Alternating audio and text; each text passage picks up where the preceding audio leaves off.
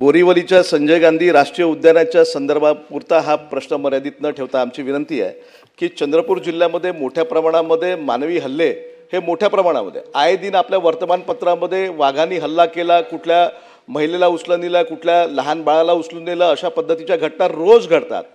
ज्या पद्धतीचं मंत्री महोदयांनी या ठिकाणी उत्तर दिलं की आपण जे गस्ती पथक आपण निर्माण केलेले आहेत, या गस्ती पथकांची त्या ठिकाणी चंद्रपूर जिल्ह्यामध्ये मोठ्या प्रमाणामध्ये गरज आहे।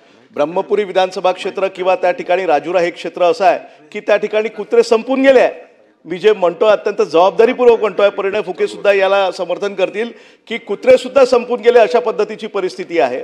कुत्रे असतील किंवा दुसरे काही जनावर असतील किंवा बाकी मानवी हल्ले असतील, हे सातत्याने त्या ठिकाणी सुरू आहे। तर या ठिकाणी आपण जोपर्यंत वन विभागाच्या अंतर्गत आपण कर्मचाऱ्यांची संख्या वाढवणार नाही, गस्त करणाऱ्या सगळ्या त्या क्षेत्रपालांची संख्या वाढवणार नाही, तोपर्यंत हा प्रश्न सुटणार नाही। म्हणून आपण चंद्रपूर जिल्ह्यामध्ये विशेष लक्ष देऊन त्या ठिकाणी क्षेत्रपाल आणि बाकीचे वन कर्मचारी यांची संख्या आपण वाढवणार का, हा माझा स्पेसिफिक प्रश्न आहे। माननीय मंत्री महोदय।